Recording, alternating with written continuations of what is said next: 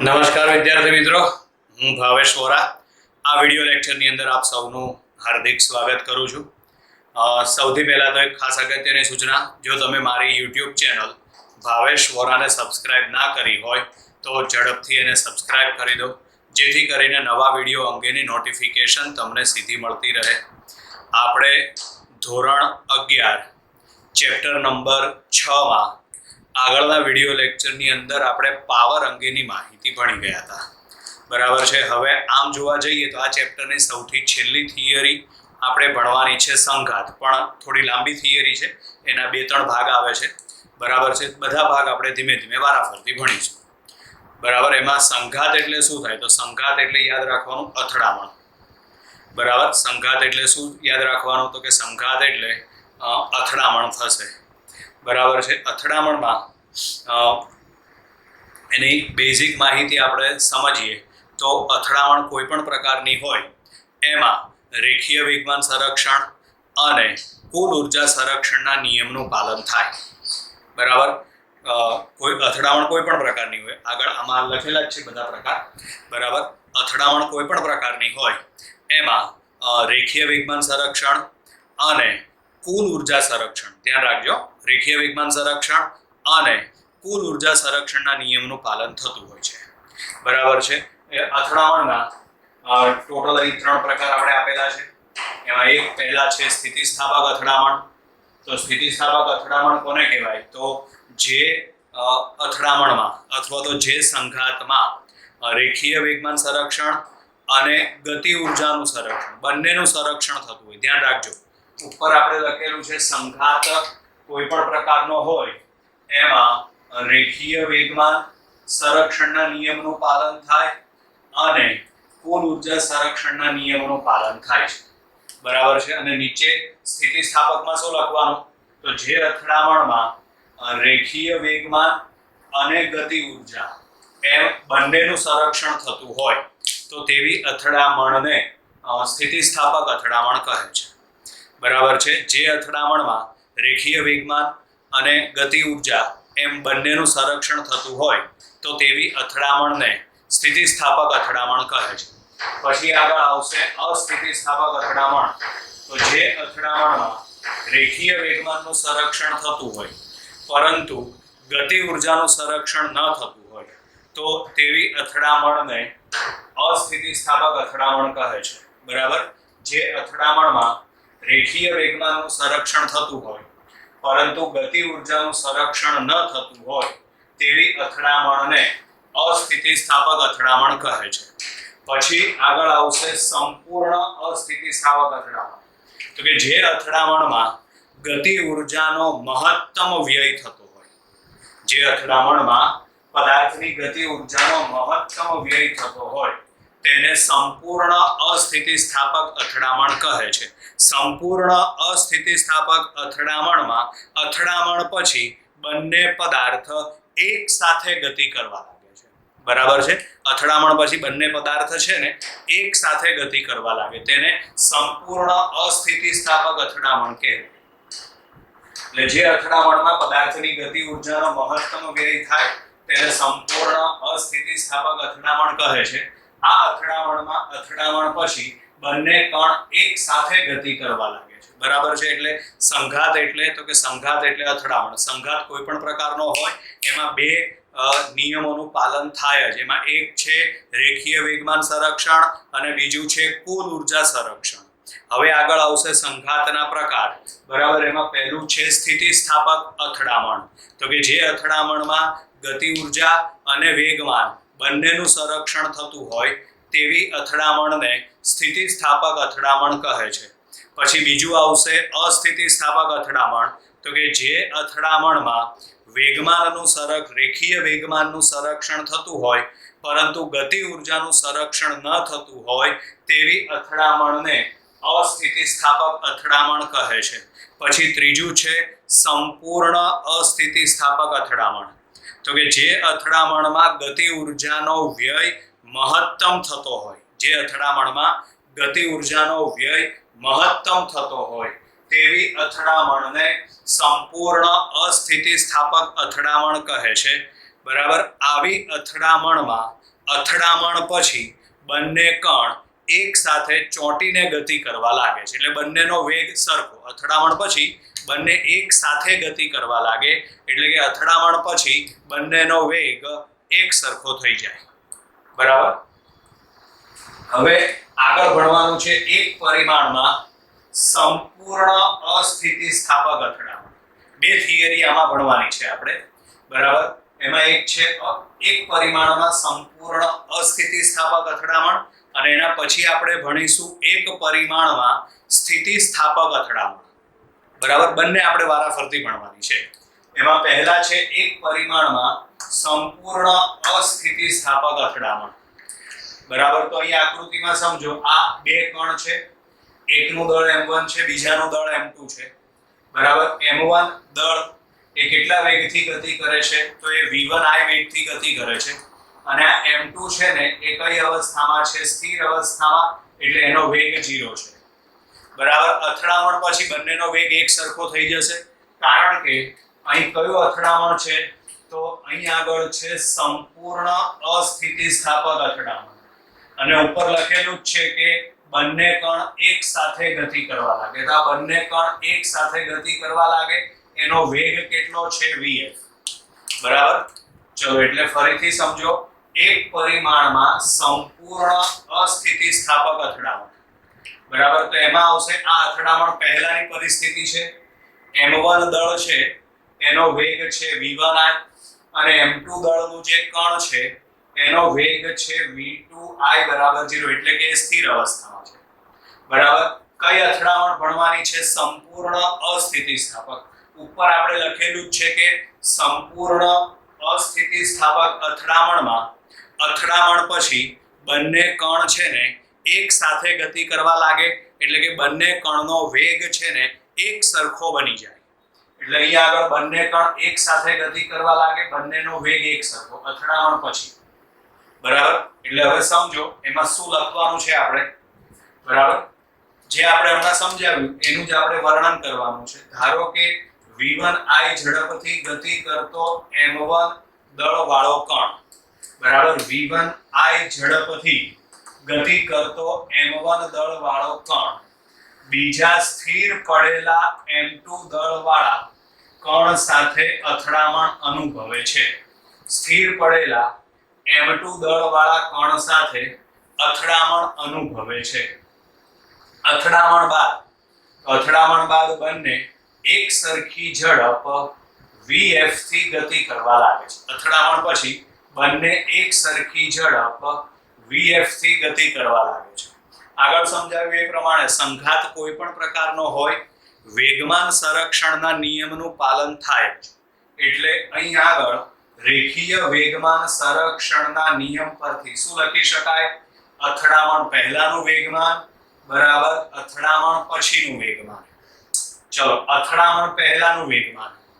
તો અથડામણ પહેલા આનું વેગમાન કેટલું આવશે? m1 v1i અને આનું વેગમાન કેટલું આવશે? 0 કારણ કે વેગ 0 છે.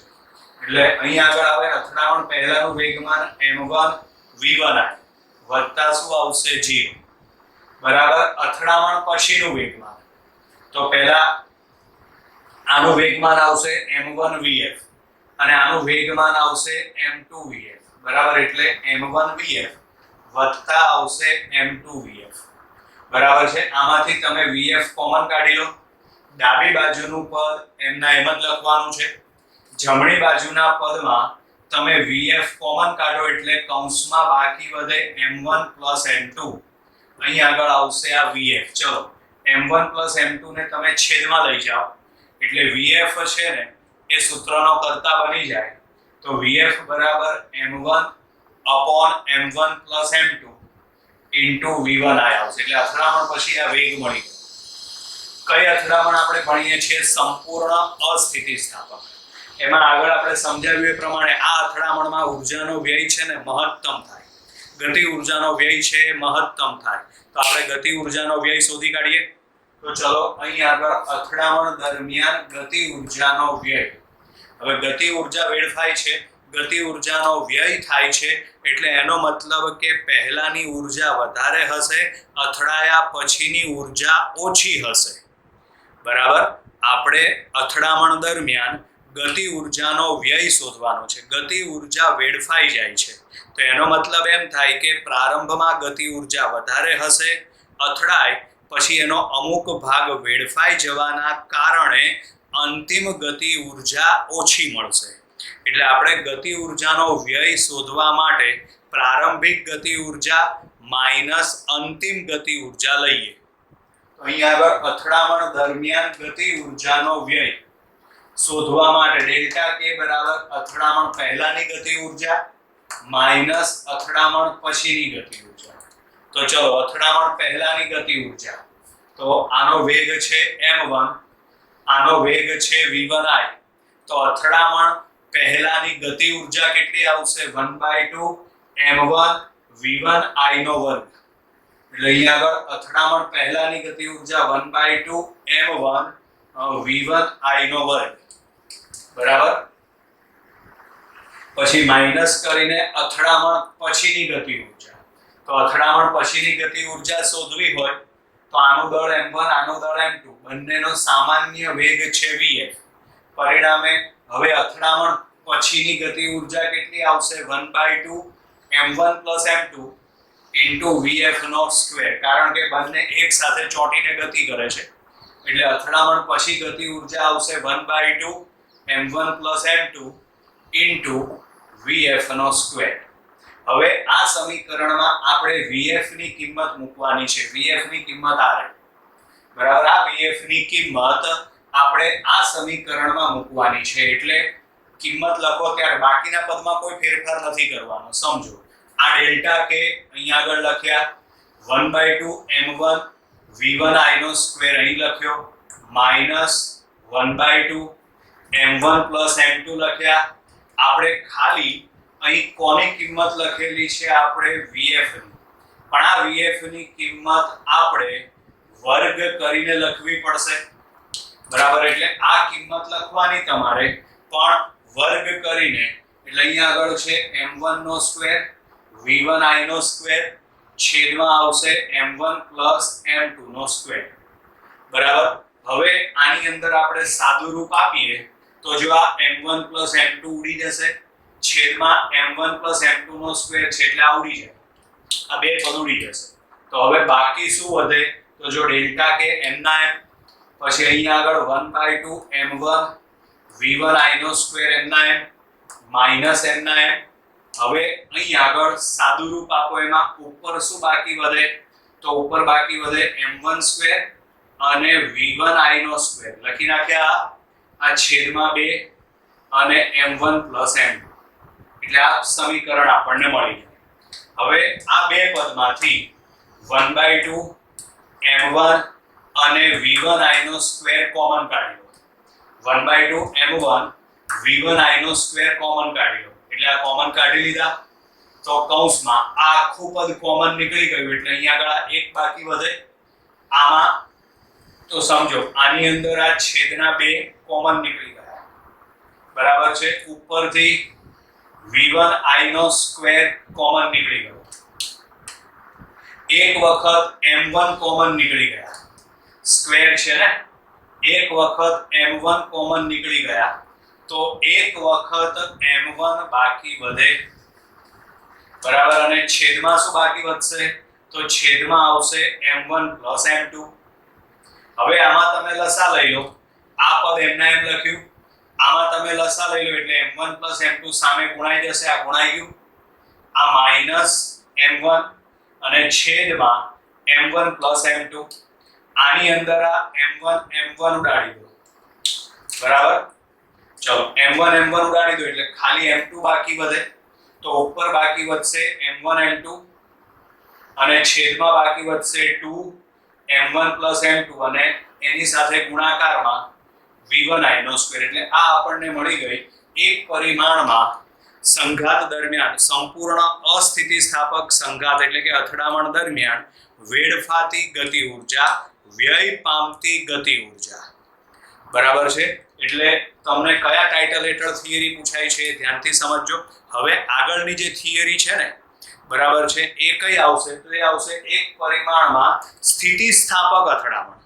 આ કઈ અથડામણ ભણ્યા આપણે? સંપૂર્ણ અસ્થિતિસ્થાપક અથડામણ. જ્યારે હવેની જે થિયરી છે ને, એમાં આવશે એક પરિમાણમાં સ્થિતિસ્થાપક અથડામણ, સ્થિતિસ્થાપક સંઘાત. બરાબર છે વિદ્યાર્થી મિત્રો? બાય બાય અત્યારે.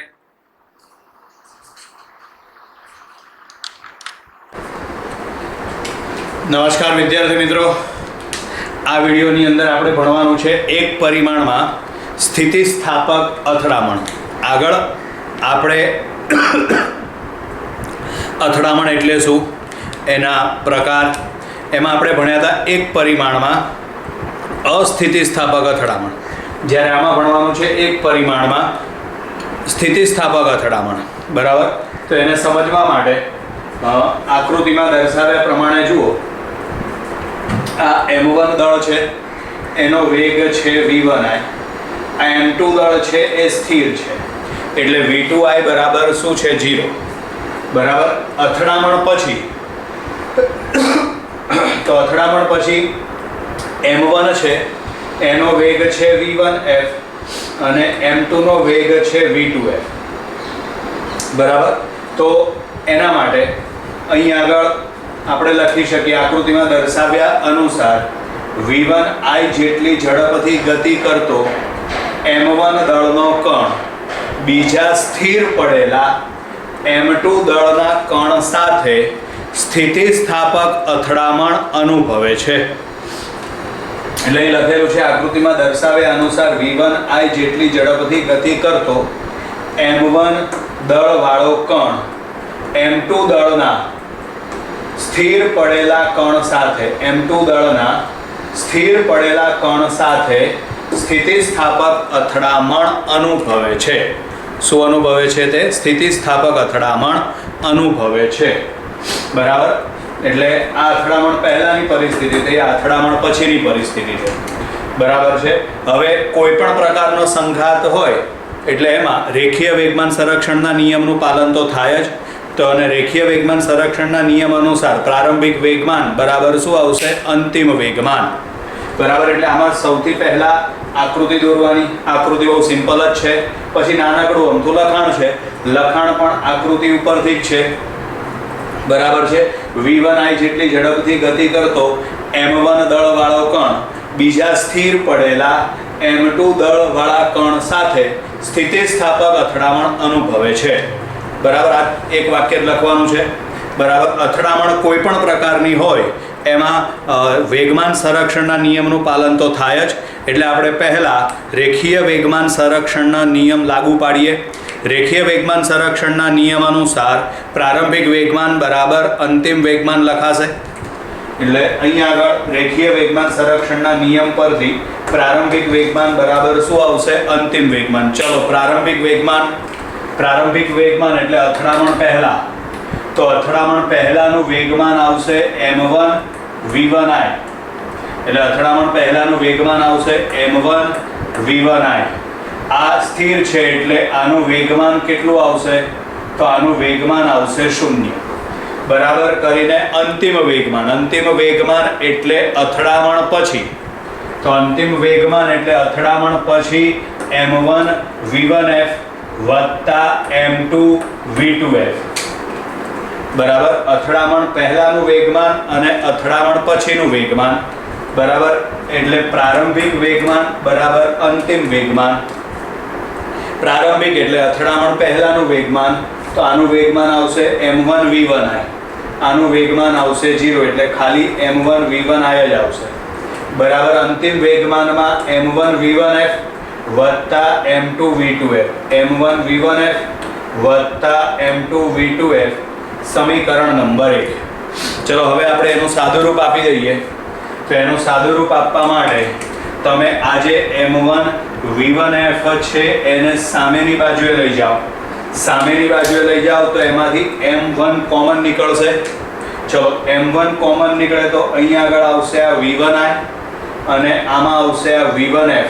પણ સામે જશે તો પ્લસ છે તો માઇનસ થઈ જશે. એમાંથી m1 કોમન નીકળે એટલે કૌંસમાં બાકી વધે v1i માઇનસ v1f બરાબર m2 v2f સમીકરણ નંબર 2.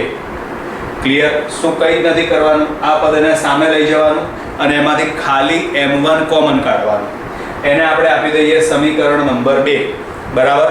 ચલો હવે ત્યાર પછી આગળ આપેલ સંઘાત કયો છે? સ્થિતિસ્થાપક. આગળ આપણે જોઈ ગયા એ પ્રમાણે સ્થિતિસ્થાપક સંઘાતમાં ગતિ ઉર્જાનું પણ સંરક્ષણ થાય છે. બરાબર? તો ગતિ ઉર્જાનું સંરક્ષણ થાય તો ગતિ ઉર્જા પ્રમાણે અથડામણ પહેલાંની ગતિ ઉર્જા બરાબર અથડામણ પછીની ગતિ ઉર્જા આપણને મળશે. એટલે અહીંયા આગળ છે અથડામણ સ્થિતિસ્થાપક છે, તેથી ગતિ ઉર્જાનું સંરક્ષણ થાય છે. એટલે કે અથડામણ પહેલાંની ગતિ ઉર્જા બરાબર અથડામણ પછીની ગતિ ઉર્જા આપણને મળશે. બરાબર? એટલે અથડામણ પહેલાંની ગતિ ઉર્જા, ચલો તો અથડામણ પહેલાંની ગતિ ઉર્જા આવશે 1/2 m1 v1i નો સ્ક્વેર. એટલે અહીંયા આગળ આવશે 1/2 m1 v1i નો સ્ક્વેર બરાબર અથડામણ પછીની ગતિ ઉર્જા. તો અથડામણ પછીની ગતિ ઉર્જા એટલે 1/2 m1 v1f નો સ્ક્વેર. એટલે આમાં આવશે 1/2 m1 v1f નો સ્ક્વેર વત્તા 1/2 m2 v2f નો સ્ક્વેર. એટલે અહીંયા આગળ આવશે વત્તા 1/2 m2 v2f નો સ્ક્વેર. બરાબર? અથડામણ સ્થિતિસ્થાપક છે, પરિણામે ગતિ ઉર્જાનું પણ સંરક્ષણ થાય, જેથી અથડામણ પહેલાંની ગતિ ઉર્જા બરાબર અથડામણ પછીની ગતિ ઉર્જા મળે. ચલો એમાં અથડામણ પહેલાંની ગતિ ઉર્જા એટલે અહીંયા આગળ 1/2 m1 v1i નો સ્ક્વેર. એટલે 1/2 m1 v1i નો સ્ક્વેર. આની ગતિ ઉર્જા 0 કારણ કે સ્થિર છે. બરાબર અથડામણ પછી, તો અથડામણ પછી એટલે 1/2 m1 v1f નો સ્ક્વેર વત્તા 1/2 m2 v2f નો સ્ક્વેર. થઈ ગયું? આ હવે સામ સામે બંને બાજુથી 1/2 ઉડાડી દો. ચલો 1/2 ઉડાડી દો એટલે અહીં ડાબી બાજુ આવશે m1 v1i નો સ્ક્વેર બરાબર 1/2 ઉડી ગયા એટલે m1 v1f નો સ્ક્વેર વત્તા m2 v2f નો સ્ક્વેર સમીકરણ નંબર 3. ક્લિયર? ચલો હવે આમાં આગળ સાદુરૂપ આપવા માટે આ જે m1 v1f નો સ્ક્વેર છે એને તમે સામે લઈ જાઓ. સામે લઈ જાઓ તો એ પ્લસ છે તો શું આવશે? માઇનસ. પ્લસ છે તો એ માઇનસ થઈ જશે. બરાબર? એટલે આમાંથી m1 આપણે કોમન કાઢી લઈએ, બાકીનું તો એમના એમ જ લખવાનું છે. બરાબર? આને આપણે સામે લઈ ગયા તો એ પ્લસ છે તો શું થઈ ગયું? માઇનસ. આ પદ તો એમના એમ જ આવી ગયું અહીંયા. બરાબર છે? હવે આમાંથી તમે m1 કોમન કાઢો. m1 કોમન કાઢો એટલે અહીં આગળ v1i નો સ્ક્વેર માઇનસ v1f નો સ્ક્વેર. એટલે એના અવયવ પાડવાના a square minus b square. એના અવયવ શું પડશે? a માઇનસ b અને a પ્લસ b. બરાબર? તો એવી રીતે આપણે આમાંથી m1 કોમન કાઢીએ અને પછી એના અવયવ પાડી દઈએ. તો એના અવયવ પાડો એટલે v1i માઇનસ v1f કૌંસમાં આવશે v1i વત્તા v1f બરાબર આવશે m2 v2f નો સ્ક્વેર. ક્લિયર? ચલો આ સમીકરણ નંબર 4. હવે આગળ સાદુરૂપ આપવા માટે સમીકરણ 4 અને 2 નો ગુણોત્તર લો. એટલે પરિસ્થિતિ શું આવશે? એમાં કિંમતો ઉડી જશે. બરાબર? આ સમીકરણ નંબર 4 અને આ સમીકરણ નંબર 2 બંનેનો ગુણોત્તર લેવાનો છે. તો પહેલા સમીકરણ નંબર 4 ની આ ડાબી બાજુ લખી નાખીને પછી સમીકરણ 2 ની ડાબી બાજુ છેદમાં લખી નાખી. એવી રીતે સમીકરણ 4 ની જમણી બાજુ અહીંયા લખી નાખી. પછી સમીકરણ 2 ની જમણી બાજુ એ અહીંયા લખી નાખી. હવે પરિસ્થિતિ એવી આવશે કે આની અંદર જો આ m1 ઉડી જશે, આ v1i માઇનસ v1f ઉડી જશે, આમાં m2 ઉડી જશે અને આ v2f ઉડી જશે. બરાબર? એટલે આમાં ડાબી બાજુ બાકી વધશે v1i વત્તા v1f અને જમણી બાજુ બાકી વધશે v2f. આ v2f ની કિંમત લઈને તમે સમીકરણ નંબર 1 માં મૂકી દો. બરાબર. V2F ની કિંમત લઈને સમીકરણ 1 માં મૂકી દો. એટલે જુઓ હવે અહીંયા તમારે આ V2F ની કિંમત લખવાની છે. બરાબર. તમારે કિંમત અહીં V2F ની લખવાની છે. તો બાકીનું સમીકરણ તો એમના એમ જ આવે. તો અહીંયા M1V1I, તો આમાં છે M1V1I બરાબર M1V1F બરાબર M1V1F વત્તા M2 વત્તા M2. અહીં જે V2F છે તો આ V2F છે એના બદલે શું લખવાનું આપણે? V1I વત્તા V1F. એટલે આમાં છે V1I વત્તા V1F. હવે આ M1V1I એમના એમ વત્તા M1V1F એમના એમ. આમાં તમે કૌંસ છોડી નાખો એટલે M2 અહીં ગુણાશે એટલે M2V1I, M2 અહીં આગળ ગુણાશે એટલે M2V1F. બરાબર. ચલો હવે આગળ સાદું રૂપ આપવા માટે આ એમના એમ લખ્યું. બરાબર. આ પદ આવી ગયું આપણી પાસે, આ કૌંસ છોડી નાખ્યા એટલે. ચલો હવે આની અંદર આ જે પહેલું પદ અને છેલ્લું પદ છે એમાંથી શું કોમન નીકળશે? તો એમાંથી કોમન નીકળશે V1F. V1F કોમન નીકળે તો અહીં બાકી વધશે M1 પ્લસ M2. બરાબર. આ પદ છે એ સામેની બાજુએ જશે તો એ પ્લસ છે તો શું થઈ જશે? માઇનસ. માઇનસ થઈ જાય એટલે આમાં આવશે M2 V1I સામે જાય, પ્લસ છે તો શું થઈ જશે? માઇનસ. બરાબર. પરિણામે એમાંથી V1I કોમન નીકળશે તો હવે અહીં બાકી વધે M1 માઇનસ M2. બરાબર. ધ્યાનથી સમજજો. આ પદ સામે જશે એ પ્લસ છે તો શું થઈ જશે? માઇનસ. એમાંથી V1I કોમન નીકળશે, પરિણામે કૌંસમાં બાકી વધે M1 માઇનસ M2. અહીં આગળ આ બે પદ છે એમાંથી V1F કોમન નીકળે માટે M1 પ્લસ M2 બાકી વધે. હવે V1F ને સૂત્રનો કરતા બનાવવા માટે આને તમે સામેની બાજુએ છેદમાં લઈ જાઓ એટલે V1F કરતા બની ગયો. બરાબર છે. એટલે આ આપણને V1F ની કિંમત મળી ગઈ. હવે એવી જ રીતે V2F ની કિંમત મેળવવાની. ચલો V2F ની કિંમત મેળવવા માટે સમીકરણ નંબર 5 માંથી V1F ની કિંમત સમીકરણ 1 માં મૂકી દો. ધ્યાનથી સમજજો. સમીકરણ 5 માંથી કોની કિંમત? V1F ની કિંમત સમીકરણ 1 માં મૂકી દો. એટલે તમારે સમીકરણ 5 માં V1F ને સૂત્રનો કરતા બનાવવાનો છે. એના માટે આ V1I ને તમે સામે લઈ જાઓ.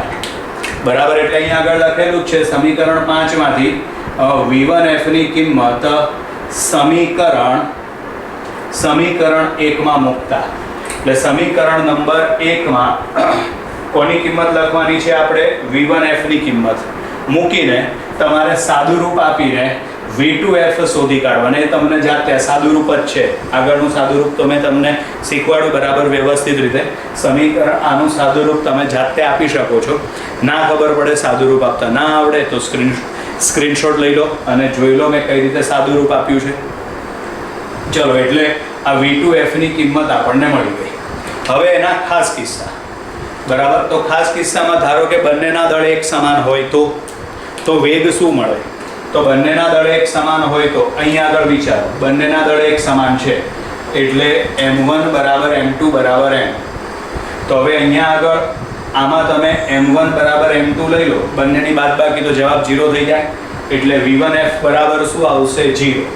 એટલે અહીં આગળ V1F બરાબર શું થઈ જશે? 0. બરાબર. એવી જ રીતે હવે V2F માટે અહીંયા કિંમત લખો. બરાબર છે. ચલો આમાં કિંમત લખો M1 બરાબર M2 બરાબર M.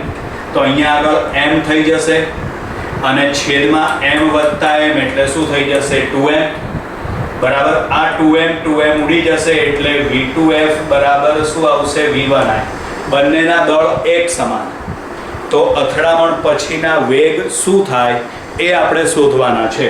તો આનો વેગ શોધવો હોય, જો બંનેના દળ એક સમાન હોય તો ઉપર બાદબાકી છે, જવાબ 0 થઈ જાય. એટલે અથડામણ પછી પહેલાનો વેગ થઈ જશે 0. અથડામણ પછી બીજાનો વેગ એટલે કે V2F. આ શોધવા માટે અહીં આગળ V2F બરાબર M1 બરાબર M2 બરાબર M આપણે મૂકી દઈએ તો માટે અહીં આગળ M આવશે, છેદમાં M વત્તા M એટલે શું થઈ જશે 2M, 2M ઉડી જાય એટલે V2F બરાબર આવશે V1I. એટલે આનો મતલબ શું થયો? તો આનો મતલબ એમ થયો કે આમ જો બંને ગોળાના દળ એક સમાન હોય ને તો સ્થિતિસ્થાપક અથડામણ બાદ બંનેના વેગ છે ને અરસપરસ બદલાઈ જાય. અરસપરસ બદલાઈ જાય કઈ રીતે? પહેલા આ ગોળો કઈ અવસ્થામાં હતો? સ્થિર. બીજો ગોળો સ્થિર હતો.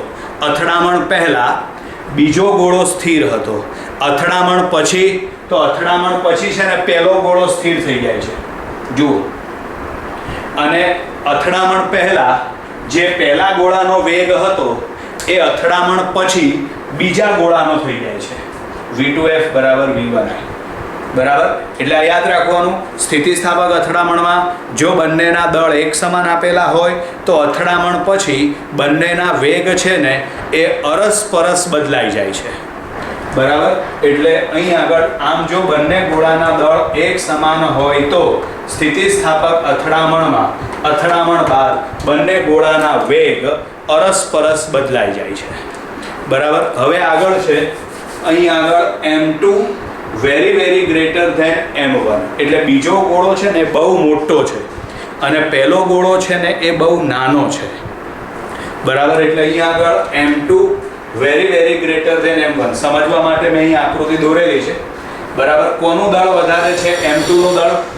પરિણામે M2 ની સરખામણીમાં M1 ને અવગણી શકાય. કોને અવગણવાનો? જેનું દળ ઓછું છે એનું M1 ને અવગણતા.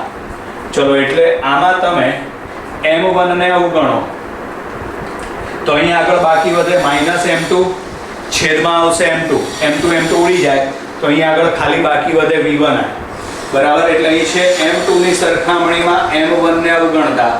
ચલો, આમાંથી તમે M1 ને અવગણો તો અહીં બાકી વધે -M2, છેદમાં M2 અને આમાં આવશે V1I. એટલે -M2, છેદમાં M2 અને V1I. M2 ઉડી જાય એટલે આવે -V1I. ક્લિયર? અને હવે બીજા ગોળા માટે કોને અવગણવાના છે? આપણે M1 ને અવગણવાના છે. એક વસ્તુ બીજી ધ્યાન રાખવાની, અવગણવા વાળું પદ સરવાળા બાદબાકીમાં હોય તો જ અવગણાય. બરાબર છે?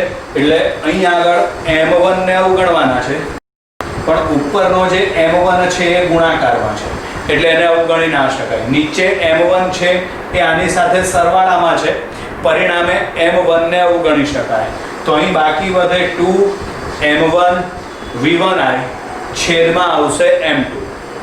બરાબર? એટલે અહીં આગળ આવશે 2M1 V1I, છેદમાં આવશે M2. પરંતુ અહીં લખ્યું છે એ પ્રમાણે M2 કિંમત બહુ મોટી છે અને M2 આપણને છેદમાં આપેલો છે એટલે એનો મતલબ છેદ બહુ મોટો છે.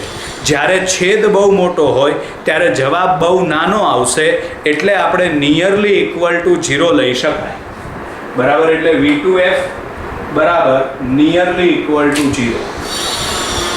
અને હવે છે M1 very greater than M2. એટલે કોને અવગણવાના આપણે? M2 ને. M1 ની સરખામણીમાં M2 ને અવગણતા. ચલો, આમાંથી તમે M2 ને અવગણો તો M2 ને અવગણો તો અહીં બાકી વધે M1 અને V1I. એટલે M2 ને અવગણો તો અહીં બાકી વધે M1 V1I. M1 ઉડી જાય એટલે V1I આવે. બરાબર? આમાંથી તમે M2 ને અવગણો તો આ છેદનો M2 છે એ અવગણાઈ જાય તો બાકી વધે 2M1 V1I, છેદમાં M1. 2M1 V1I, છેદમાં M1. M1 ઉડી જાય તો આવશે 2V1I. ક્લિયર વિદ્યાર્થી મિત્રો? તો અહીં આગળ આપણે આ એક પરિમાણમાં સંઘાતની થિયરી પૂરી થઈ. એક પરિમાણમાં સંઘાતમાં બે પ્રકારના સંઘાત આવે છે. એમાં એક છે સંપૂર્ણ અસ્થિતિસ્થાપક અને બીજો હતો સ્થિતિસ્થાપક સંઘાત. બરાબર? હવે આગળના વિડીયો લેક્ચરની અંદર દ્વિપરિમાણમાં સંઘાતની થિયરી આવશે. બરાબર વિદ્યાર્થી મિત્રો? Bye bye.